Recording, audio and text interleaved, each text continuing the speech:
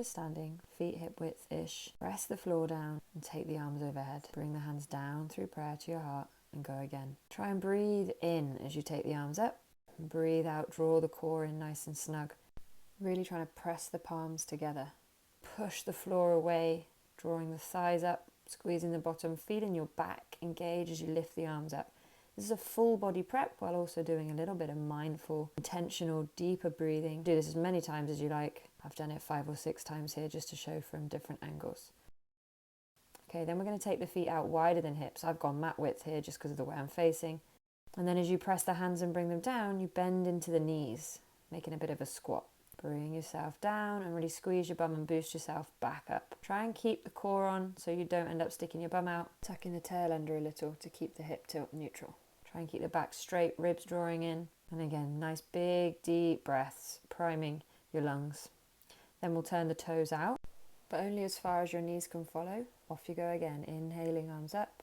Exhaling, bending the knees, pushing the prayer together at your heart. Good, really trying to feel your whole core working here. So that's thighs, hips, glutes, front, back, shoulders.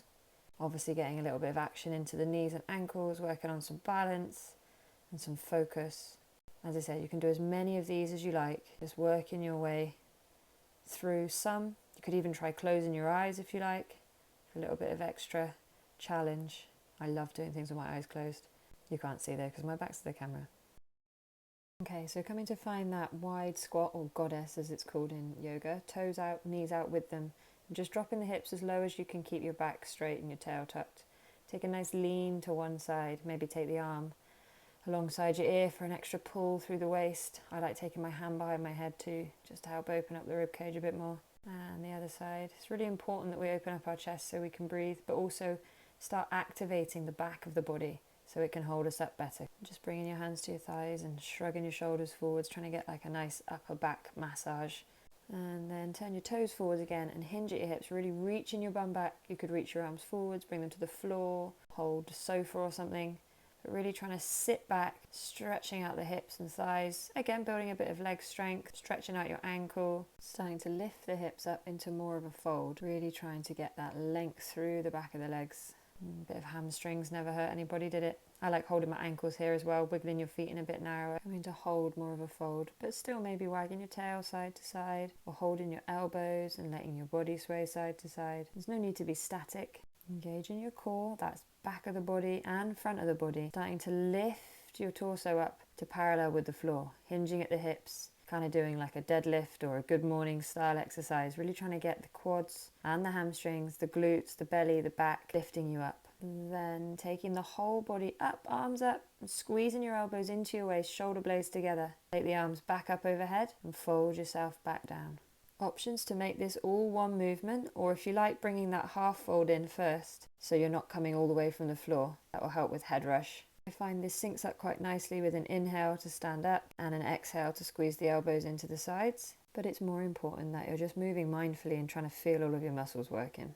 And strengthening the back of the body is super important for runners, as our back holds us up, keeps our chest open, therefore aiding in our posture, our ability to breathe, and keeping us upright helps us stride out better, drive our legs forward rather than folding the body forward, closing up the chest, and basically being hunched up like we find ourselves all day anyway. Let's really try and get that bum squeeze in as you stand up tall, tucking the tail under a little and pushing the hips forwards. Paying attention to where your knees are, trying not to let them fall in. Inner thigh strength is pretty important for both knee and hip stability. Bring the hips back and down a little, making sure you can feel both your heels and your toes in the mat, bringing your elbows to your thighs and just pressing the shoulder blades up and apart and then rolling them in together. And then adding a little hip tilt, tail up, tail under, then working that wave-like motion up and down the spine. It's called cat-cow when we're on all fours. Sync it with your breath if you like, exhaling to round and inhaling to arch, but most importantly, just try and feel everything. Working on that mind-body connection, maybe breath and body if you can. Okay, folding forwards and reaching one hand across towards the opposite leg, keeping the knees soft and really feeling that twist across the back. You can pulse or hold, whatever feels right. Again, just watching for your knees falling in and trying to feel it through the back of the body. Do it a couple of times on each side. Okay, then standing up, taking your feet out wide, toes face forwards. Nice big inhale, arms reach out, shoulder height. And then just try and twist the torso, keeping the head facing forwards. Then start to pick up the back heel, Then start to reach the front arm diagonally up, and then you can follow that top hand with your gaze, just trying to spin and twist, getting all the way from your feet to your fingers. And then rather than slamming the brakes on, slow it down by just taking the elements out piece by piece until your momentum kind of fizzles out. Okay, let's do a little bit of flow. So come into mountain pose at the top of your mat. Inhale, arms up. Exhale, fold, bend your knees. Inhale, look forward, step your right foot back, and as you exhale, bring your knee down, tuck your tail. Inhale, arms up, low lunge, and exhale, find your way back to all fours. As you inhale, nice big cat. Exhale, back to downward dog. Give your tail a wag. And then we're going to be stepping the right foot towards the hands. Maybe try coming down onto your knees, bring your body up, and step your right foot forward from there. And use an inhale to lift your hands, don't forget to tuck your tail. And as you exhale, twist out to the right, so across that front leg. Inhale back through the middle, up to high lunge, and then step yourself to the top of the mat. And as you exhale, bring your elbows down into your waist, squeezing the shoulder blades. Off you go again. Inhale, arms up. Exhale, fold forwards and down. As you inhale, look forward, step your left foot back. As you exhale, knee down, tail tucks. Inhale, arms up. Exhale, hands down, back to all fours. Nice big inhale to cat. And as you exhale, back to downward dog. Giving that tail a wag, maybe letting the knees and toes spin side to side. This feels so good if you can do it. And then we're going to be bringing that left foot forward. So maybe knees down, body up, step your left foot into low lunge, tuck your tail. Inhale, arms up. Exhale, twist to the left. And then inhale back through the middle, up into high lunge. And then step that back foot to the top. As you exhale, elbows squeeze into hips, and then prayer hands release. A few more elements added now. Let's inhale, arms up. Exhale, fold forwards and down. As you inhale, look forward, step your right foot back. Keep your knee up, tuck your tail. Inhale into high lunge. And as you exhale, come into warrior three. Try and keep the hips level, keep your bum working hard. Step that back foot down and spin out into warrior two. Okay, side angle pose. Bringing your arm down to your front leg. Try not to lean. Sweep the other arm forwards alongside the ear. And reverse warrior, back arm down, front arm reaches up. Keep that front knee bent. Back to warrior two. Then spinning down to either hold a plank, or you could do this on all fours. Bending the knees, knees down, whatever works. Keep the core strong, push the floor down, and then take the hips back into downward dog. Again, a little tail wag if that feels good. Then picking up the right leg, bending the knee, flexing the foot or pointing the toes, and making a big circle with that right knee. And then step your right foot towards the outside of your right hand, bring the left foot towards the left hand, nice and wide. Big inhale, arms up. Exhale, hands to your heart as you wiggle your feet back in. Other side, inhaling, taking the arms up. Exhaling, folding forwards and down. As you inhale, look forward, step your left foot back. Keep your knee up, tuck your tail. Inhale to high lunge. And then standing on that front foot, coming into warrior three. Squeeze your bum, flex your back foot, push the floor down with a standing leg. Reaching that back foot back behind you and spinning out into warrior two. Side angle, front arm to front leg, sweep the back arm alongside the ear. And then tipping back into reverse warrior, back arm down, front arm up, keeping that knee bent. Warrior two spins back down into a plank of your choice. Keep strong, maybe a little elbow bend for a chaturanga. Oh, that's a spicy one. And then push yourself back into downward dog. Let's lift the left leg, flex the foot, bend the knee, nice big circle there. And then we're going to step the left foot outside the left hand, right foot out wide to the right. As you hang your body down, holding your elbows maybe, just really trying to get a nice big stretch through the back of the body. I like to sway and rock here. And then bringing yourself all the way down onto your bottom. Okay, we're going to work on a little bit more back strength here. So place your hands down behind you. The way you do this is going to change how your shoulders work. So take a moment to figure that out. Just really trying to activate the shoulder blades to lift the chest and push the floor down. Then pressing into the feet, squeezing with your bottom, pushing your hips up to the ceiling, coming into reverse table. And just figuring out where you need to be with regards to your hands and feet so your wrists don't freak out. You can try lifting one leg. Just watch for those hips going wonky. Maybe extend the foot to the ceiling. Maybe reach it out. Wow, that's hamstrings galore. And try the other side. Keep pushing the floor down. Keep breathing. And then bring yourself down. We're going to come all the way down onto our backs and do a little bit of bridging. You could obviously do these in the other order if you feel better doing that way. So trying to just lift the hips. So that's a real tail tuck, real glutey, really stretching through the front of the thighs.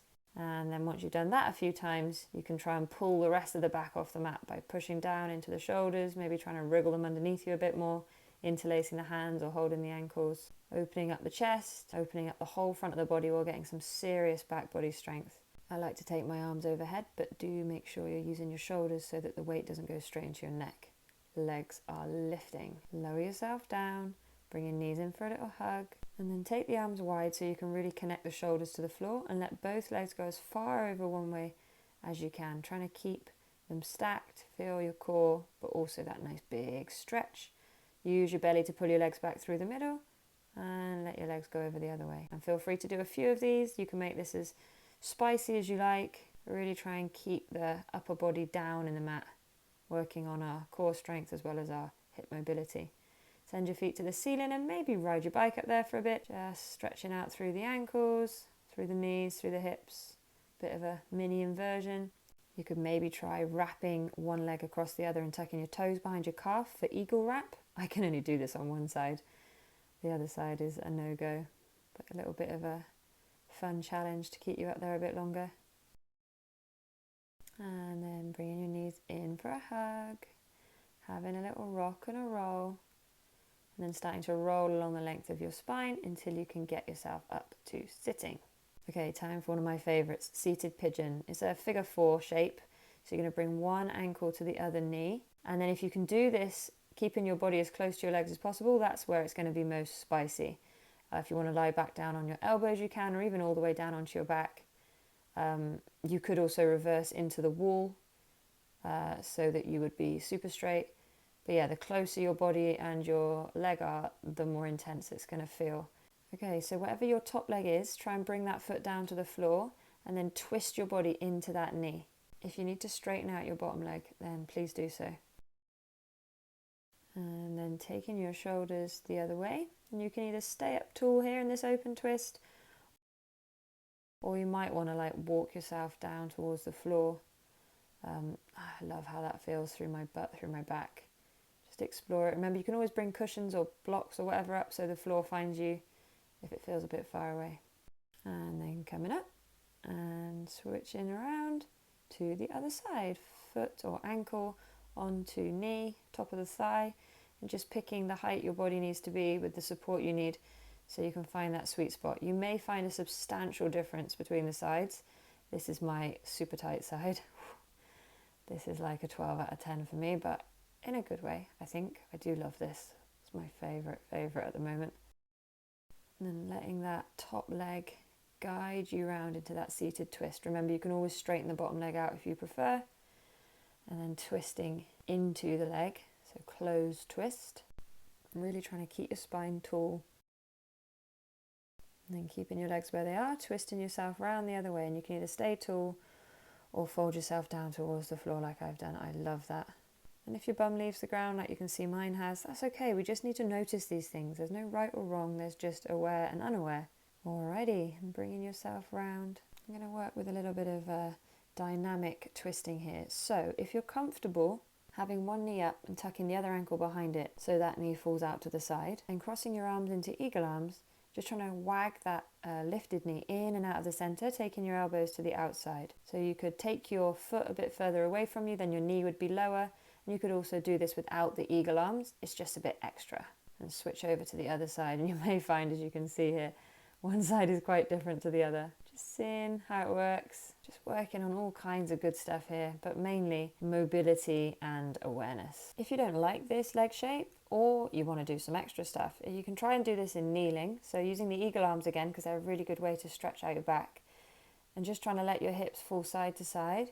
Maybe trying to bring your knees down towards your legs so you get a bit of like a crunchy, curly shape. And just exploring. This is also really good for stretching out your ankles, if your knees and ankles can tolerate this position. You can do this standing up. You can do this in like a squat position. You could do this sitting in a chair if you want to. But it's a really good way to help the spine be mobilized and to stretch those big back muscles, which, as I said, are going to hold you up and support you while you're running. Any comfortable seat, kneeling on your bum in a chair, taking your arms behind you and just really trying to feel how your shoulder blades open up your chest. I like to hold my elbows, but you could really find any kind of grip here. Maybe you can lift your arms off your back a bit, pulling at the front of the shoulders more. I like to roll my head around here too, just stretching out the neck and into the top of the shoulders. Maybe interlacing your hands and using your shoulders to push your arms away. Being mindful not to lock your elbows out. You can even bring your knuckles down to the floor if that feels good, but make sure you're using your back rather than just dropping into the lower back there. And then bringing yourself to a comfortable cross-legged position if you can. Walking your arms out in front of you, just trying to take your weight forwards. Feeling that big stretch through the hips, through the back. Maybe walking the hands from side to side. And remember, you can always sit up on something if it doesn't feel comfortable to be sat on the floor. Just trying to get the weight of the body to pull forwards. And then lift up and notice which way around your legs are crossed, because we're going to do the other way around, which might feel kind of weird. Try and settle yourself down. And that cross-legged position, when we fold forwards, does ask a little bit different of our hips than if we just had our legs out straight, because there's that external rotation. So if you can find it, it's just kind of extra. Okay, and then as you bring yourself up, really try and draw your core in as you're going to try and hug that cross-leg position into a boat. See if you can switch the cross of your ankles here. Remember, you could always do this with the sofa or the wall behind you so you don't fall over, but really trying to draw the core in. If it feels okay to take the body and legs further apart, then do, but be mindful of doming abs. Really try and draw the two sides of your belly in together. Bring your hands down for support if you need and go slowly. And then we're going to try and roll over that cross legs, put the hands down, tuck the toes, lift the hips up into a short dog, bring the knees down, cross the ankles and roll back over. Switching the cross of your ankles and trying again. Now don't worry if you can't do this. This is, for mobility and strength, a bit of cardio too. So just find a way to get yourself from sitting into a downward dog, a short one, so that you can sit back down again. And really try and keep yourself as light as you can on your hands, on your feet, on your bum. Keep your core engaged, don't forget to breathe. And just do your best. And just have fun with it. Just explore moving and feeling strong and connected, because really that is the joy of having these physical bodies, is that sensation, the performance should really be just for our benefit and our enjoyment. And then let's find our way down onto our backs, bringing one knee all the way into the chest, just doing some pulses, pulling it in as you reach the other leg away, and then riding a bike with that leg, really intentionally moving from the hip, and then come and hold onto that knee with the opposite hand as you twist the leg across the body as far as it will go, getting a nice big twist. Try and breathe a bit bigger, a bit deeper here, stretching yourself from the inside out, and then coming back through the middle and doing the other side, pulling your knee in, pushing the other leg long, and then pulsing that knee in towards the body, and then riding that bike nice and big, nice and intentionally, and then taking hold of that knee with the opposite hand and twisting it across your body, coming to take a few big deep breaths here, really trying to expand as you inhale and feel that softening as you breathe out, and then rolling back to center, bringing the soles of your feet together and letting your knees fall out to the side. If it feels uncomfortable to do this, then you can always bring some support under your knees so they don't go too far. Maybe put something under your head, and then bring your hands onto your belly, maybe one on your chest, one on your belly, just so you can feel your abdomen rising and falling, and then just breathing some big muscly breaths, feeling the air get pulled in and pushed out. And if you prefer, you could just put your feet in the mat and let your knees come up to rest on each other. Just trying to breathe on purpose with intention and attention. A little bit longer, a little bit deeper, more deliberately. And then just allow everything to settle back into its natural, comfortable rhythm. You're breathing, let your body fall into a more comfortable position, and just stay here for as long as you can allow yourself, really. And when you're ready, taking a big stretch out, pull yourself into a tight ball maybe, or just any kind of shapes that feel good. Rolling yourself up to sitting. And you're done. Thank you so much. Happy running.